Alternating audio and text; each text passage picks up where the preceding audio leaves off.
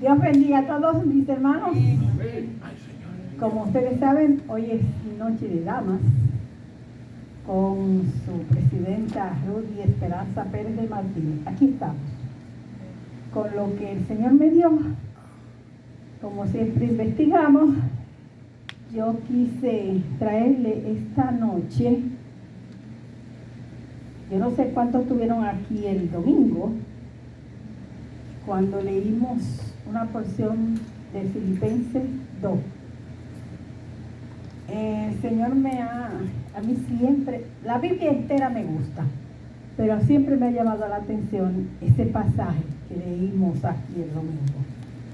Y nada, el Señor me inquietó y me puse a preparar, a investigar, y preparamos el mensaje con un tema bonito. Cristo se despojó. ¿Por quién se despojó Cristo? Por usted, por mí, por todos. Pero Él se despojó, lo vamos a ver cómo se despojó en esta noche. Bendito sea el Señor. Busquen en su Biblia el capítulo 2 de Filipenses. Vamos a leer algunos versículos ahí y luego entraremos en un poco de introducción que le traje del libro de Filipenses, porque nada, vamos a hablar hoy del capítulo 2, pero vamos a entrar en ese libro. Aleluya. Gloria a Dios. Vamos a leer Filipenses 2, página 864 en la Biblia que tenemos aquí. Reina Valera, 1960, dice: en el nombre de Jesús, humillación y exaltación de Cristo. Por tanto, si hay alguna consolación en Cristo, si algún consuelo de amor, si alguna comunión del Espíritu Santo, si algún afecto entrañable, si alguna misericordia, completad mi gozo sintiendo lo mismo, teniendo el mismo amor, unánimes, sintiendo una misma cosa.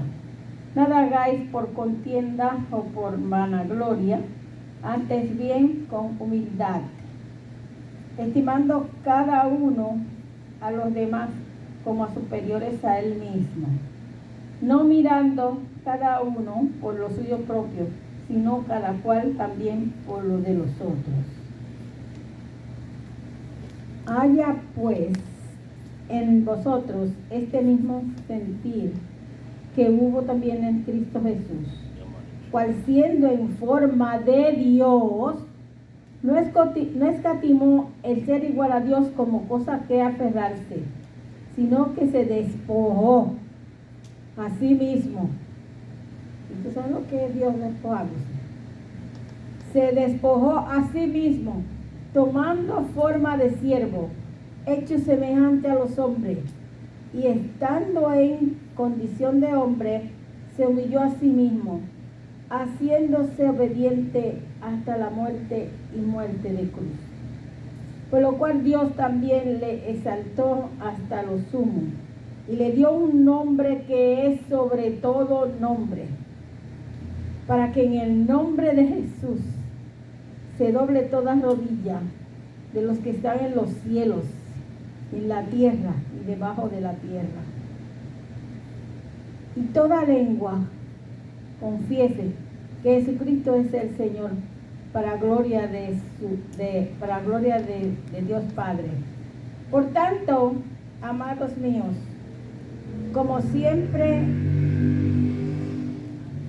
habéis obedecido, no como en mi presencia solamente, sino mucho más ahora en mi ausencia, ocupaos en vuestra salvación con temor y temblor, porque Dios es el que en vosotros produce así el querer como el hacer por su buena voluntad. Vamos a dejarlo ahí.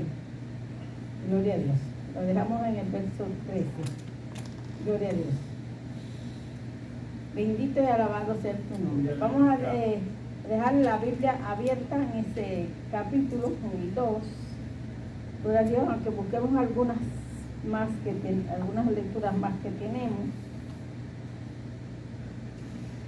Pero vamos a entrar. Por ejemplo, el libro de Filipenses es una de las cartas del apóstol Pablo. La carta del apóstol Pablo a los filipenses.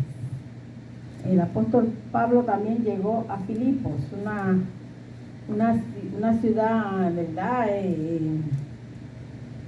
Oriental de allá. Bendito sea el Señor. Dice que el autor de esta carta o epístola fue el apóstol Pablo. Esa es un poquito de introducción que le estoy dando. La fecha que fue escrita fue desde el 62 al 63 después de Cristo. Consta de 4 capítulos. Hoy vamos a tener solamente el capítulo 2. Dice que de lo que vamos a leer hoy son 5 las características especiales de esta epístola o de esta carta. Número 1, es muy personal y afectuosa. Refleja la estrecha relación de Pablo con los creyentes en Filipo. Podemos tener una estrecha relación con nuestros pastores y nuestros directores, ¿verdad? Yo tengo una estrecha relación con la pastora Flor. Yo la tengo, si la hermana, si ustedes no la ven, yo no sé, pero yo tengo una estrecha relación con la pastora. Cuando yo despierto por la mañana, de una vez voy a mi página a darle mi saludo. Sí, y no a ella, a varios aquí. Hermana Gloria Gómez. ¿Verdad? Tenemos que tener una estrecha relación con cada uno de nuestros hermanos. Dice, es muy cristocéntrica, refleja la estrecha relación de Pablo con Cristo. Cristocéntrica es que Pablo se relacionó con Cristo, como decimos allá en mi país, Pablo y Cristo eran panas. Gloria a Dios. Esa se encuentra en el versículo 1, o sea, en el capítulo 1, 21 del mismo Filipenses. Dice, vamos a ver qué dice. Porque para mí el vivir es Cristo y el morir es ganancia. Decía el apóstol Pablo en Filipenses 1:21. Y el 3:7 vamos a ver cómo dice. Pero cuantas cosas eran para mí ganancia, las he estimado como pérdida por amor de Cristo. Amén. Gloria a Dios. Dice aquí, de 7 a 14, vamos a ver qué más dice. Dice, y ciertamente aún estimo todas las cosas como pérdida por la excelencia del conocimiento de Cristo Jesús, mi Señor, por amor del cual lo he perdido todo y lo tengo por basura para ganar a Cristo y ser hallado en Él, no teniendo mi propia justicia, que es por la ley, sino la que es por la fe de Cristo, la justicia que es por Dios por la fe,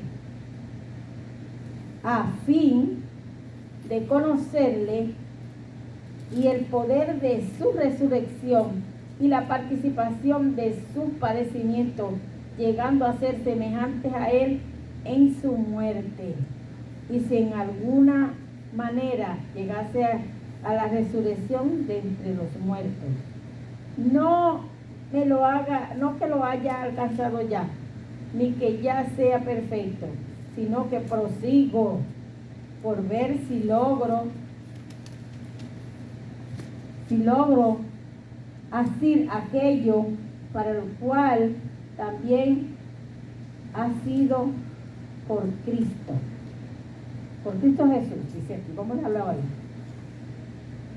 Entonces, dice, continúa la característica número 3.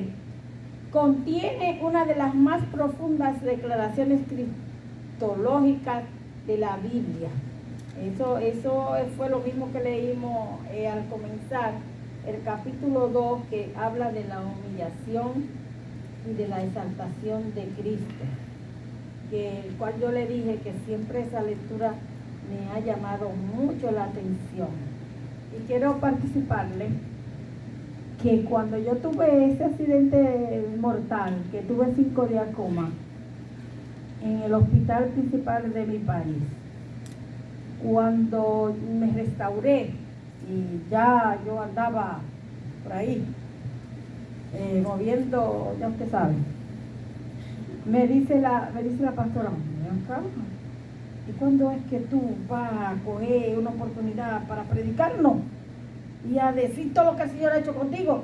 Tú tienes que escribir un libro, me dice mis pastores allá, mis pastores de turno. Hermano, la lectura que yo agarré para yo testificar y hablar después de esa vuelta a la vida fue esta que estamos tratando esta noche. Filipenses 2, Filipenses 2 del 1 al 11.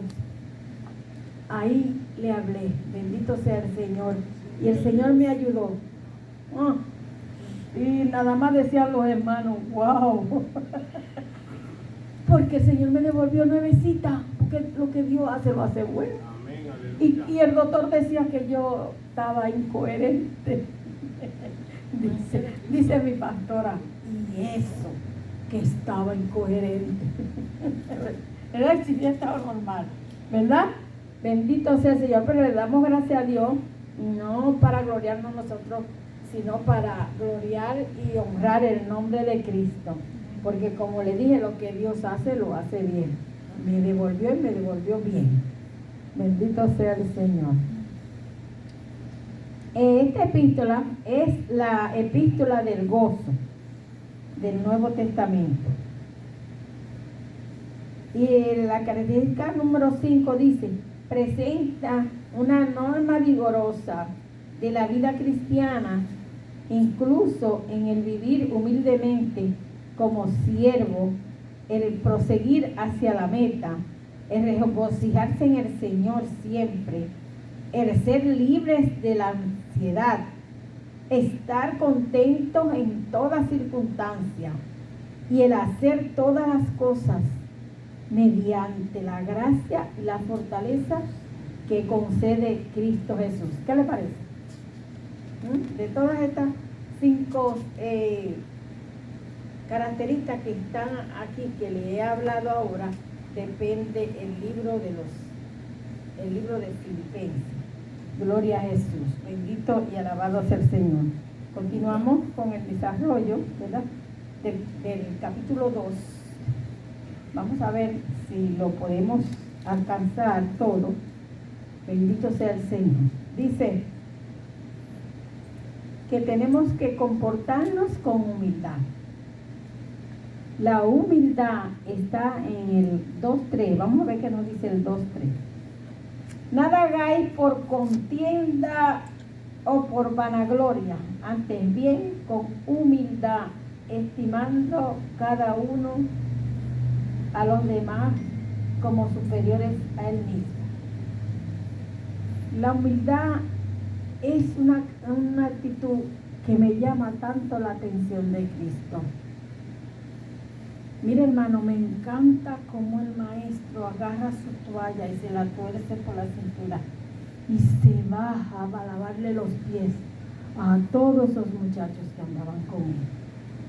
A lavarle sus pies, y hubo uno que dijo, no, maestro, no, a mí tú no me lavas.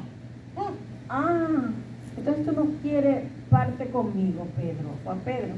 Sí. Ay, yo digo, Señor, pues entonces, lávame todo. Dame de la cabeza a los pies, ¿verdad? Porque la humildad es una actitud muy hermosa en la vida del cristiano. Por eso el Señor la instituyó así, por eso hizo esa actitud ese día de agarrar esa toalla y torcérsela la cintura y lavarle los pies a todos y cada uno. No, que quiera más bonito, no, a todos. El mundo no valora mucho la humildad debido al egocentrismo innato de la humanidad caída.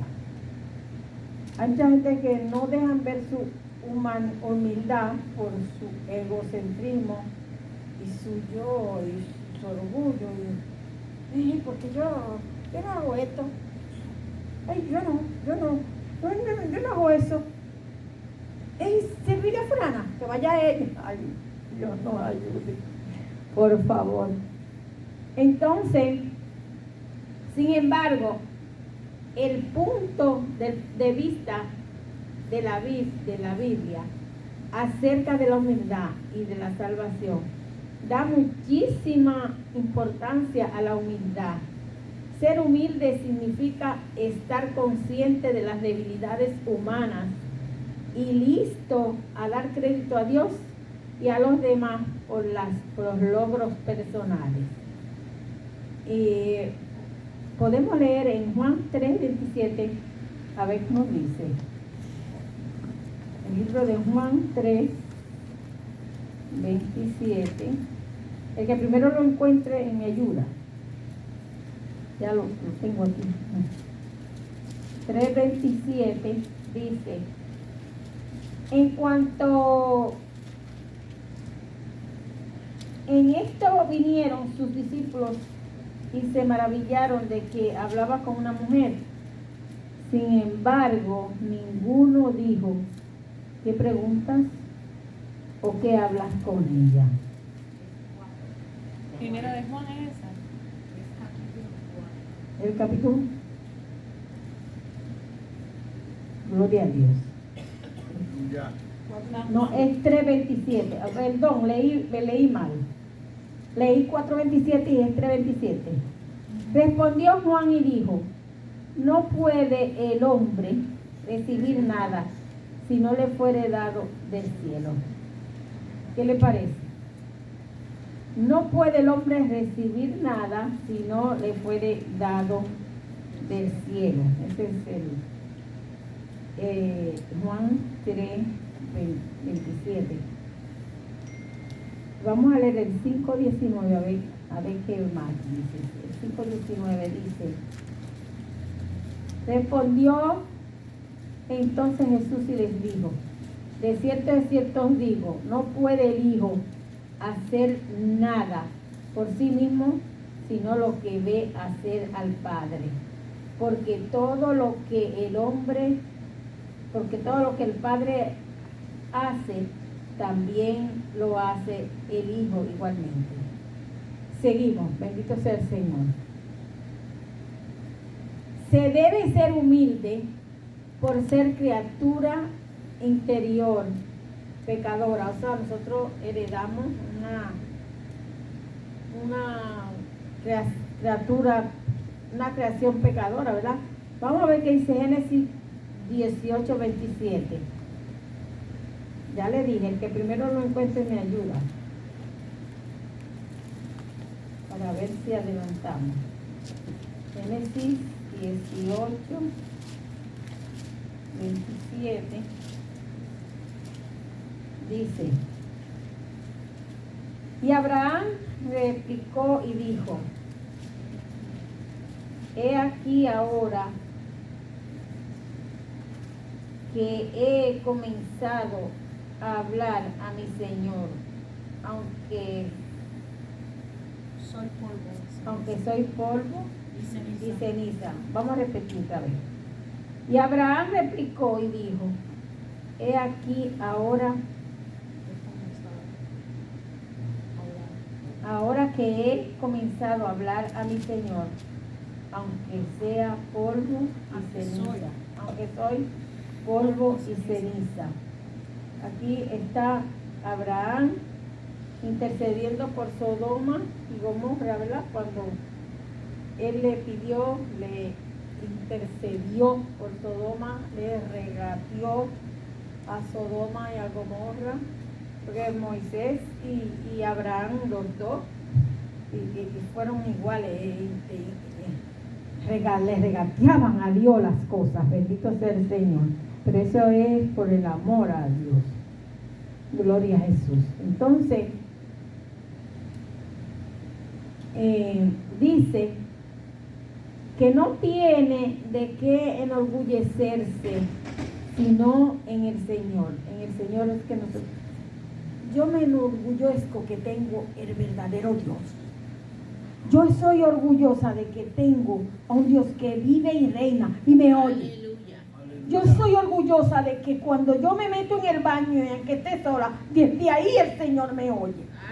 De ese ser Dios que yo privo, de ese ser Dios que Rudy Esperanza Pérez de Martínez priva, de eso priva, de que tengo el Dios todopoderoso que me oye y es capaz de todo. Aleluya. De eso su hermana Rudy priva de eso, no de ninguna otra cosa, no. Que Dios me libre, bendito sea el Señor, gloria a Dios. Y de que soy hija de Dios, y me gusta que me llamen hija de Dios. El creyente depende de Dios en cuanto a la honra, en cuanto, ¿verdad?, a la honra y el fruto, y no puede lograr nada que tenga valor permanente sin la ayuda de Dios y de los demás, porque también podemos aceptar la ayuda de los demás, o los demás nos pueden ayudar. Dios vive con los que andan en humildad. El que da gracia a los humildes, pero se opone a los orgullosos. Él da gracia a los humildes, pero se opone a los orgullosos. Santiago 4:6. Alguien que me ayude. Santiago 4:6. Vamos a ver qué dice. Santiago está antes de Apocalipsis. Pero Él da gracia, Él da mayor gracia, por esto dice: Dios resiste a los soberbios y da gracia a los humildes. Amén. Dios resiste a los soberbios, a los orgullosos, y da gracia a los humildes. Sus hijos más fervorosos sirven al Señor en toda humildad.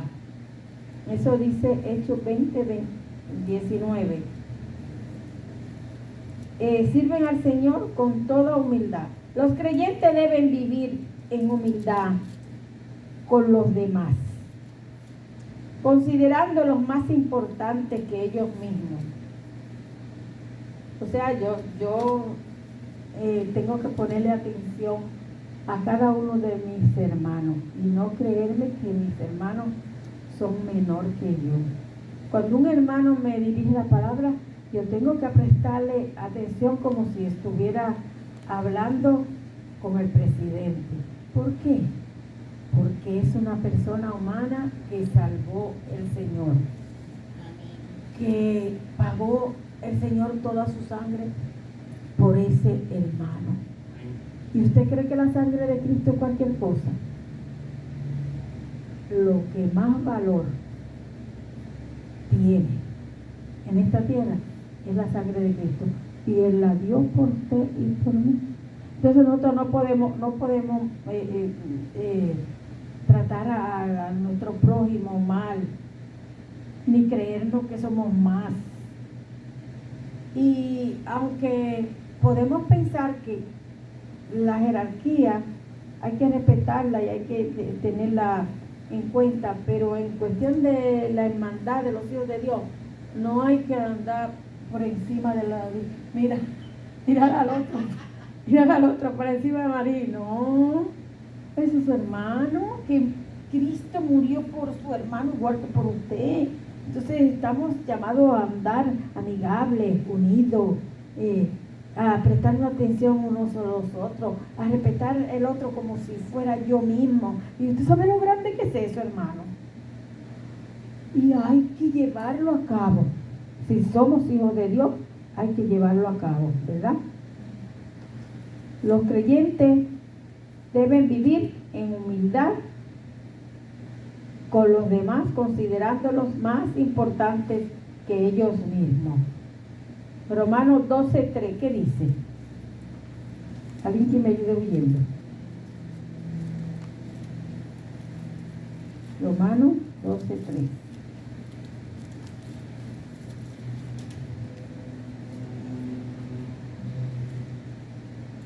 Digo pues por gracia, la gracia que me es dada a cada cual que está entre vosotros, que no tengáis más alto concepto de sí que el que debe tener, sino que piensen de sí con cordura, conforme a la medida de fe que Dios repartió a cada uno. Amén. No tener, lo mismo que estamos hablando, no tener más alto concepto de sí, ¿verdad?, que el que se debe tener, sino que debemos de pensar con cordura. Bendito sea el Señor. Eso es Romanos 12:3. Lo opuesto de humildad es el orgullo, y que es un sentimiento exagerado de la importancia y el amor propio en la persona, y que cree en sus propios méritos, en su superioridad y logro. La tendencia inevitable de la naturaleza humana y del mundo es el orgullo, no la humildad, el orgullo. Vamos a ver qué dice 1 de Juan 2:16. 1 de Juan ya está cerca de Apocalipsis por ahí. 1 de Juan 2:10. Porque todo lo que hay en el mundo, los deseos de la carne, los deseos de los ojos y la vanagloria de la vida no proviene del Padre, sino del mundo. ¿Verdad? La vanagloria no proviene del Padre, sino del mundo, ¿verdad? Porque todo lo que hay en el mundo, los deseos de la carne, los deseos de los ojos, la vanagloria de la vida, no proviene del Padre, sino del mundo, ¿verdad? De afuera. No proviene de Dios. Gloria a Jesús. Entonces, en vosotros, este mismo sentir. ¿Qué es lo que dice Pablo en el 2:5 de Filipenses que estamos leyendo? Continuamos, ¿verdad? Estamos continuando con Filipenses. Hay pues en nosotros este sentir que hubo también en Cristo Jesús. 2.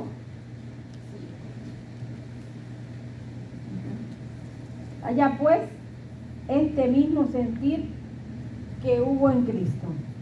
Pablo, por otro lado, dice, sed imitadores de mí, como yo de Cristo. Yo quiero ser imitador de Pablo, porque Pablo imitaba a Cristo. Nosotros estamos leyendo aquí a Pablo y vemos el comportamiento de Pablo. Y a mí me gusta cómo Pablo habla de Cristo, porque Pablo es cristocéntrico, ¿verdad? Entonces dice que haya pues en vosotros este mismo sentir. ¿El mismo sentir cuál? Que yo no mire a la hermana Sara. Eso no es un buen sentir. Yo cuando la hermana Sara entra por ahí, yo me alegro. Yo he hecho los dientes afuera de que yo, la hermana Sara, porque me gusta verla aquí cuando yo la veo que ella entra. Casi siempre que viene nos canta algo, bendito y alabado sea el Señor. Y las dos tenemos que tener el mismo sentir, por favor.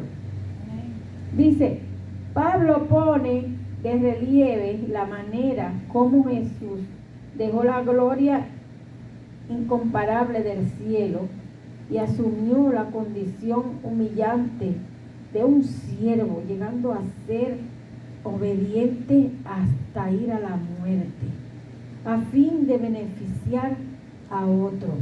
Vamos a ver de versos 5 al 8 del mismo Filipenses 2. Vamos a ver otra vez. Dice: haya pues en vosotros este mismo sentir que hubo en Cristo Jesús, el cual, siendo en forma de Dios, no escatimó el ser igual a Dios como cosa a que aferrarse, sino que se despojó a sí mismo, tomando forma de siervo, hecho semejante a los hombres, estando en la condición de hombre, se humilló a sí mismo y haciéndose obediente hasta la muerte, y a la muerte de cruz. Ese de verso 5 al 8. Vemos cómo él fue a la cruz, hermano, y usted sabe lo que era, cómo moría, porque el Señor, a la vez que murió, estaban los romanos dominando a Judea, dominando a Jerusalén, y ellos el castigo que le daban a los malhechores era crucificarlo. Acuérdense que a Cristo lo compararon con un malhechor y lo crucificaron como crucificaban a los malhechores. No tanto así que lo pusieron al lado de dos ladrones. ¿Qué le parece? Que nos narra la palabra que uno lo aceptó y el otro no, ¿verdad?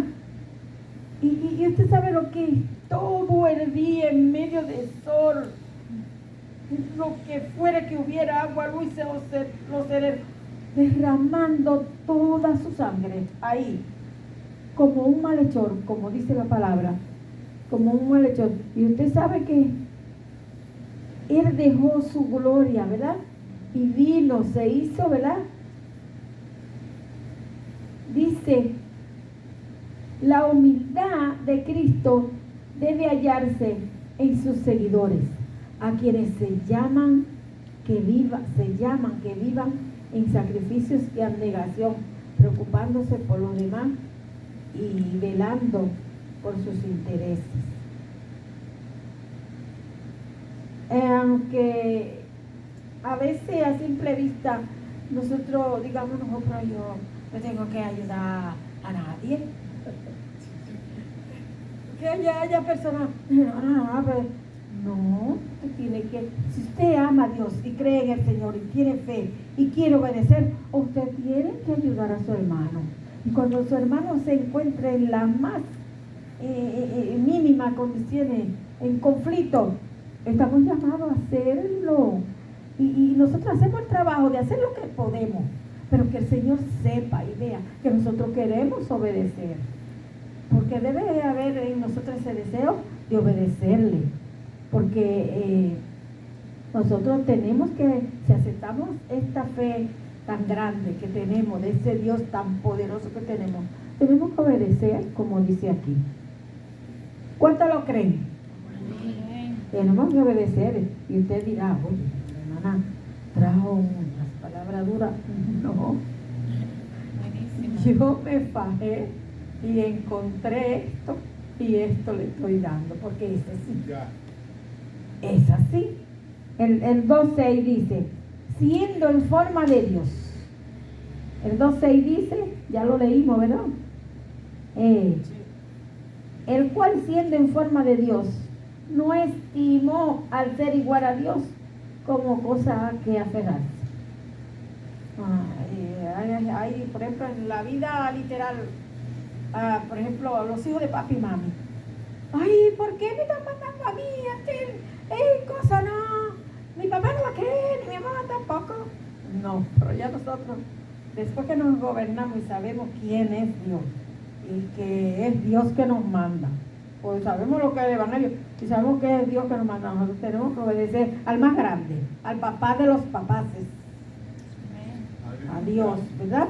Entonces, aunque el papá nos critique y diga, oye muchacho, tú te vas a poner a eso, déjale eso a otro, que es otro que haga eso y tú no. No. Nuestro Padre es el Altísimo y a Él es que tenemos que obedecer. Bendito sea el Señor. Dice, siempre Jesucristo ha sido Dios. Pay atención.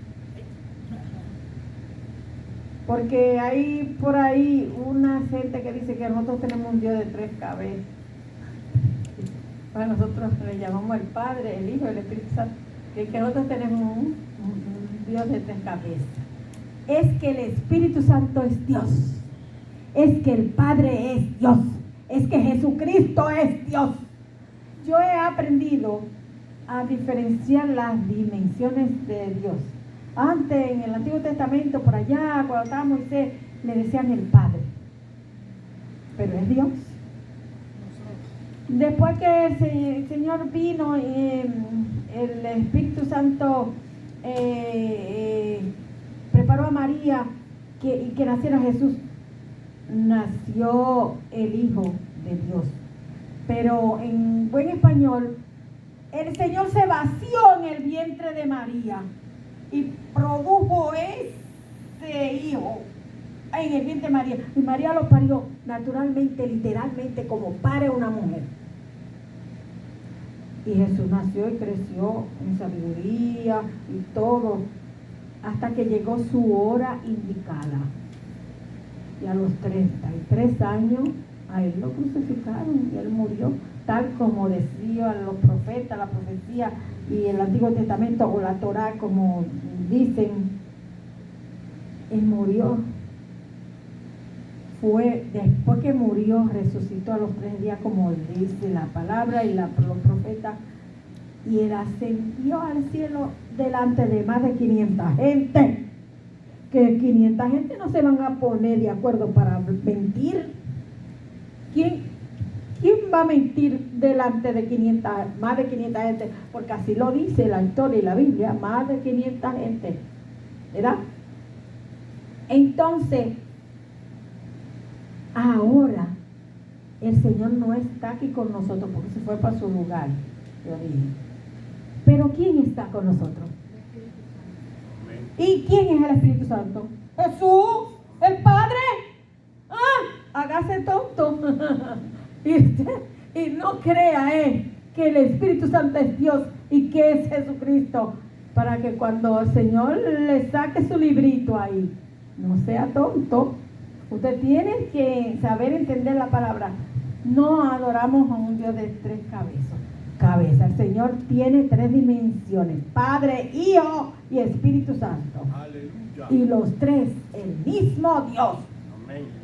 Cuando yo estaba creciendo, que estaba en high school, yo estudiaba que el agua tenía 3 estados: sólido, líquido y gaseoso. Y una vez leí un tratadito donde el que lo hizo, él explicó que así son las 3 dimensiones de Dios. El agua se cuaja y hay hielo,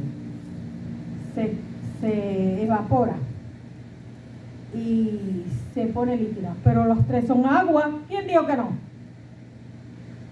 Aquí una profesora le está hablando a ustedes que los 3 estados del agua es agua: sólido, líquido y gaseoso.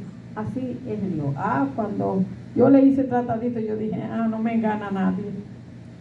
No me engana nadie. Porque así es que tenemos que explicarle a la gente para que entiendan que no tenemos un Dios de 3 cabezas. Que Dios es el Padre, Él es el Hijo y es el Espíritu Santo. Y que se vació, que se despojó, vino a habitar con nosotros.